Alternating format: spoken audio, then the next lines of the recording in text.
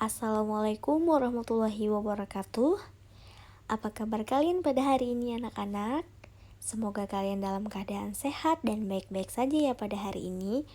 Dan ibu harapkan kalian tetap semangat dalam mengikuti pembelajaran pada hari ini. Dari dimulai kita pembelajaran sampai dengan akhir pembelajaran nanti. Baik, kita pada hari ini kembali akan mempelajari pembelajaran fikih. Nah, sebelumnya kita sudah membahas mengenai sujud syahwi, sujud syukur. Nah, pada hari ini kita akan membahas mengenai sujud tilawah. Nah, yang kita akan pelajari adalah sujud tilawah. Kita akan membahas tuntas mengenai sujud tilawah ini. Nah, yang pertama-tama yang akan kita bahas itu adalah tentang pengertian daripada sujud tilawah. Ada yang tahu nggak sih apa sih itu sujud tilawah? Nah, mungkin ada beberapa teman-teman yang udah tahu dan ada beberapa teman yang belum tahu apa itu sujud tilawah. Maka pada hari ini kita akan bahas sampai dengan tuntas. Nah, tapi sebelum itu Ibu akan menampilkan gambar terlebih dahulu. Ibu mohon kalian untuk memperhatikan gambar ini ya. Ini di sini ada 3 gambar. Gambar yang pertama yaitu menunjukkan pemain sepak bola yang sedang sujud. Gambar kedua juga gambar orang yang sujud. Dan gambar yang ketiga juga gambar orang yang sedang melakukan sujud. Nah, dari ketiga gambar ini coba kalian perhatikan mana gambar yang menunjukkan bahwa dia melakukan sujud tilawah. Nah, lihat ya, diperhatikan dari ketiga gambar ini mana yang melaksanakan sujud tilawah. Ibu minta kalian berikan jawaban kalian menurut kalian mana yang menggambarkan sujud tilawah. Kalian klik jawabannya di komentar YouTube maupun di komentar GCR. Yang mana dari ketiga ini yang menggambarkan sujud tilawah? Nah, itu ya, jangan lupa dijawab di komentar YouTube maupun di komentar GCR. Oke, kita next ya, karena kita akan membahas mengenai sujud tilawah. Sebelumnya Ibu pengen tanya nih, kalian pernah nggak melakukan sholat berjamaah? Sepertinya Ibu rasa kalian pasti semuanya sudah pernah melaksanakan sholat berjamaah. Baik itu sholat berjamaah ketika Hari Raya Idul Adha, Hari Raya Idul Fitri, sholat tarawih pada bulan puasa. Nah, ataupun kalian melakukan sholat berjamaahnya di rumah bersama orang tua dan ibu, ataupun melaksanakan sholat berjamaah 5 waktu yang dilaksanakan di masjid. Nah, pasti udah pernah ya, Ibu yakin kalian sudah pernah melakukan sholat berjamaah. Tapi pernah nggak kalian ketika kalian sholat berjamaah, setelah imam membacakan ayat tertentu, kemudian imam langsung melaksanakan sujud tanpa didahului ruku terlebih dahulu? Pernah nggak? Nah, kalau kalian pernah mengalami itu, nah itulah yang disebut dengan sujud tilawah. Sujud tilawah yaitu sujud yang dilakukan ketika membaca atau mendengarkan ayat-ayat tertentu dari Al-Quran. Ayat-ayat tersebut biasanya disebut dengan ayat sajadah atau ayat sajadah. Jadi, ketika ayat sajadah tersebut dibaca, baik orang yang membaca ataupun orang yang mendengarkannya disunahkan untuk melakukan sujud tilawah. Sujud ini boleh dilakukan di dalam sholat maupun di luar sholat. Sampai sini paham ya tentang sujud tilawah? Nah, Sujud tilawah ini dilakukan untuk menyatakan keagungan Allah Subhanahu wa taala dan sekaligus pengakuan bahwa diri kita adalah makhluk yang sangat lemah, hanya Dialah zat yang maha kuasa atas segala sesuatu. Di dalam mushaf Al-Quran, ayat-ayat sajadah ditandai dengan tanda tertentu seperti kubah. Nah, jadi nanti teman-teman atau anak-anak semua bisa buka mushaf Al-Qur'annya. Kalian lihat di dalam Al-Qur'an kalau ada tandanya seperti kubah. Nah, maka itulah yang disebut dengan ayat sajadah atau ayat sajidah. Nanti ibu juga akan berikan gambar atau contoh seperti apa sih bentuk kubah yang menandakan bahwa ayat tersebut adalah ayat sajidah. Kalian juga bisa cek ya di dalam Al-Qur'an kalian masing-masing. Oke, kita lanjut.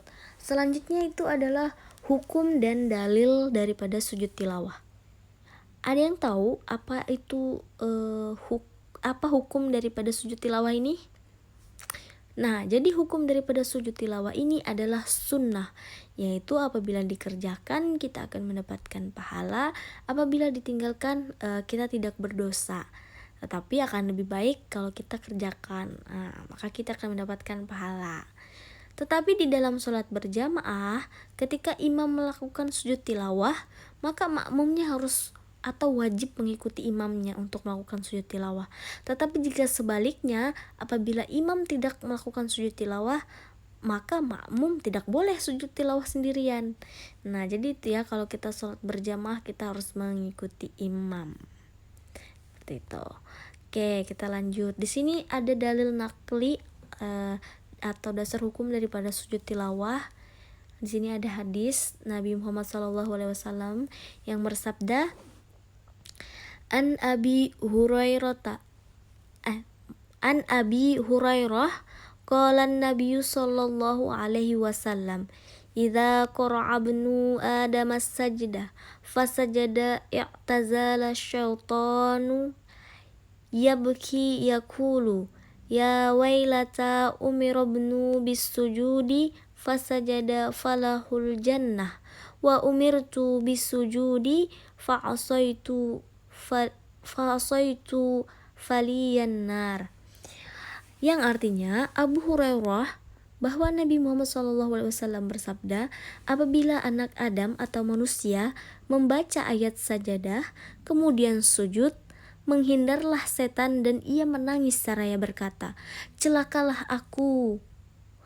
Manusia diperintah untuk sujud lantas ia sujud, maka baginya surga. Dan saya diperintah untuk sujud juga, tetapi saya enggan atau tidak mau, maka bagi saya neraka. Nah, itu ya. Ini adalah hadis Nabi yang sahih atau dalilnya sangat dalil nakli tentang sujud tilawah ini. Maka kalau ketika kita sujud, dalam hadis ini jelaskan bahwa surga bagi kita. Nah, itu. Sedangkan si setan dia atau si iblis dia disuruh sujud dia tidak mau, maka nerakalah baginya. Nah, seperti itu. Kalau kita sebagai seorang muslim, seorang manusia tidak mau sujud kepada Allah, maka neraka juga bagi kita. Nah, maka kita harus sujud kepada Allah. Nah, kita lanjut ya. Selanjutnya ini ada sebab-sebab sujud tilawah. Nah, jadi sujud tilawah ini juga ada sebabnya. Sebab daripada sujud tilawah ini adalah ketika kita mendengarkan atau membaca ayat-ayat sajadah. Nah, di dalam Al-Quran itu terdapat 15 ayat sajadah. Nah, ini ya, Ibu tampilkan 15 ayat di dalam Al-Quran yang merupakan ayat sajadah. Ada surah Al-A'raf, Ar-Ra'du, An-Nahl, Al-Isra, Maryam, Al-Hajj, Al-Furqan, An-Naml, As-Sajadah, As-Sad, Fusilat, An-Najm, Al-Insyiqaq, dan Al-Alaq.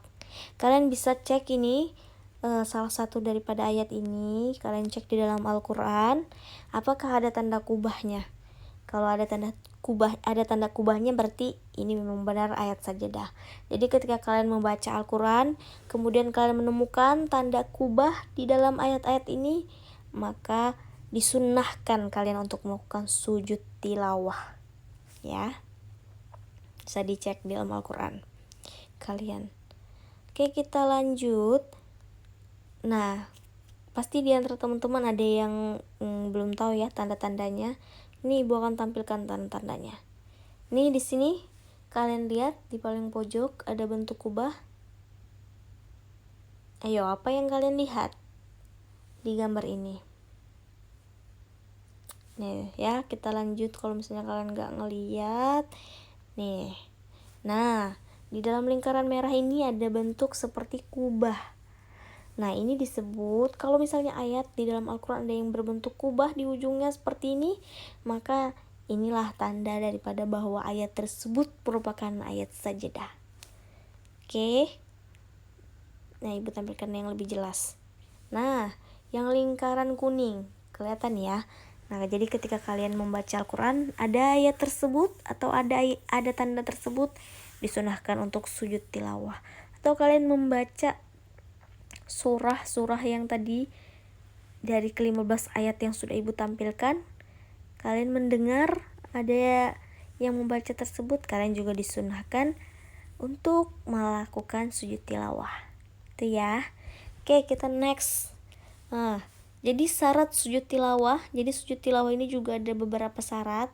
Yang pertama, kita harus suci dari hadas dan najis, baik badan, pakaian maupun tempat kita sujud. Kemudian menutup aurat. Selanjutnya menghadap kiblat. Selanjutnya syarat daripada melaksanakan sujud tilawah ini adalah setelah kita mendengarkan ataupun membaca ayat sajadah. Nah, seperti itu ya. Kalau misalnya kita tidak mendengar dan tidak membaca ayat sajadah, maka kita tidak dianjurkan untuk sujud tilawah. Tapi kalau kita mendengar dan membaca, maka disunnahkan. Oke, kita next ya ke rukun daripada sujud tilawah. Nah, jadi sujud tilawah ini juga ada beberapa rukun sebelum kita melaksanakannya. Di sini mohon maaf ya, di sini jadi sujud tilawah ini yang harus kita lakukan itu adalah hampir sama dengan kita melaksanakan sujud syukur. Yang pertama kita melakukan niat untuk melakukan sujud tilawah, takbiratul ihram, kemudian sujud sekali diawali dengan bacaan takbir, kemudian duduk sesudah sujud tanpa membaca tasyahud, dan yang terakhir itu salam. Nah, jadi bacaan daripada sujud tilawah ini juga sama seperti bacaan sujud syukur. Oke, itu ya. Selanjutnya tata cara sujud tilawah. Jadi sujud tilawah ini kan bisa dilakukan di dalam sholat dan juga di luar sholat.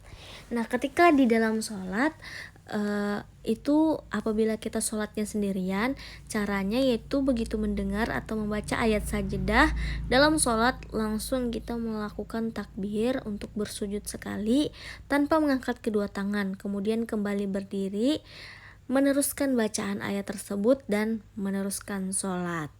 Itu kalau kita sholat sendirian ya. Tapi kalau kita sholat berjamaah, makmum wajib mengikuti imam. Jadi imam membaca ayat sajadah kemudian melakukan sujud tilawah, maka makmum ikut sujud. Tetapi apabila imam tidak sujud, maka makmum tidak boleh sujud sendirian. Seperti itu ya, karena kita akan berjamaah. Tapi ketika di luar sholat, begitu selesai membaca atau mendengar ayat sajadah, maka langsung menghadap kiblat dan niat melakukan sujud tilawah. Bertakbir seperti takbiratul ihram, kemudian langsung sujud dan membaca doa sujud. Setelah itu takbir untuk duduk, kemudian salam. Nah, jadi untuk bacaannya itu sama seperti bacaan ketika melakukan sujud syukur. Kan sudah ibu kemarin kirim ya contoh atau bacaan sujud syukur. Nah, jadi bacaan sujud tilawah ini juga sama seperti sujud syukur. Gitu ya. Selanjutnya hikmah daripada sujud tilawah. Nah, jadi melakukan sujud tilawah ini juga ada hikmahnya. Yang pertama, kita terhindar dari godaan setan. Nah, yang kedua, kita lebih menghayati bacaan dan kandungan Al-Quran yang dibaca atau didengar. Karena kadang kalau kita tidak menghayati bacaan yang dibaca oleh imam pada saat sholat, kita tidak tahu bahwa ini ayat sajadah, ini bukan ayat sajadah, kita tidak tahu ya. Makanya hikmahnya itu adalah kita lebih menghayati bacaan Al-Quran atau ayat sajadah tersebut. Selanjutnya yang ketiga yaitu mendekatkan diri kepada Allah, Zat yang Maha Pencipta. Oke. Selanjutnya itu menghindarkan diri dari sikap sombong dan angkuh pada sesama. Nah itu ya hikmah daripada sujud tilawah ini. Kemudian menumbuhkan kesadaran akan kebesaran Allah Subhanahu wa taala. Ketika kita sujud artinya kita tunduk, kita takut, kita taat kepada Allah. Kita tahu bahwa segala sesuatu yang kita miliki ini adalah titipan dan semuanya itu adalah milik Allah. Allah yang memiliki kebesaran, Allah yang memiliki kekuasaan ini semua yang telah ngatur kehidupan kita. Nah, itu ya jadi hikmah daripada sujud tilawah ini. Kemudian yang terakhir yaitu membuktikan ketaatan kita kepada Allah Subhanahu wa taala. Kenapa demikian? Karena Allah pernah menyuruh jin iblis untuk sujud kepada Nabi Adam, tetapi jin merasa sombong karena Nabi Adam hanya tercipta dari tanah liat, sedangkan sedangkan iblis tercipta dari api, maka dia enggan untuk sujud kepada Nabi Adam. Nah itu ya, itu membuktikan bahwa jin atau iblis ini merupakan memiliki sifat yang sangat sombong, makanya dia tidak mau sujud kepada Nabi Adam. Nah itu ya, jadi dengan melakukan sujud tilawah ini membuktikan kita ini taat kepada Allah Subhanahu wa taala, tidak sombong. Kita tahu bahwa segala sesuatu yang kita miliki hanyalah milik Allah. Seperti itu ya, paham ya dari penjelasan Ibu mengenai sujud tilawah. Oke, itu ya. Mungkin ini saja yang dapat Ibu sampaikan mengenai materi sujud tilawah. Kalau misalnya anak-anak ada yang tidak dipahami, kalian bisa tanyakan melalui WA, melalui GCR, melalui komentar YouTube, ataupun WA pribadi ke Ibu. Nanti insya Allah kalau misalnya memang Ibu bisa jawab, Ibu akan jawab pertanyaan kalian. Kalaupun memang Ibu tidak bisa jawab, nanti kita cari jawabannya bersama-sama. Itu ya. Tapi di sini sebelum Ibu akhiri, Ibu akan memberikan kalian tugas. Oke, kita next dulu ya untuk tugasnya. Nah, jadi tugasnya itu yang pertama kalian itu membuat video dengan menyebutkan apa saja perbedaan daripada ketiga sujud yang telah kita pelajari. Sebelumnya kita telah mempelajari sujud apa? Ya, sujud syukur dan sujud syahwi. Hari ini kita mempelajari tentang sujud tilawah. Nah, jadi teman-teman, anak-anak semua buat video dengan bentuk video dan menyebutkan apa perbedaan dari ketiga sujud tersebut. Kemudian, teman-teman pilih salah satu ayat dari ayat sajadah yang telah Ibu tampilkan tadi ya, ada 15. Pilih salah satu ayat dan tolong bacakan. Bacakan setelah kalian menyebutkan perbedaan dari ketiga sujud tadi. Tugasnya dikirimkan di GCR dan paling lambat dikumpulkan minggu depan. Oke, semangat terus belajarnya. Jangan lupa berdoa, jangan lupa sholat, dan ingat tugasnya dikumpul. Dan yang paling cepat mengumpulkan, seperti biasa nilainya akan Ibu tambah plus dan nilainya paling tertinggi. Oke, semangat. Wabillahi taufiq wal hidayah. Wassalamualaikum warahmatullahi wabarakatuh.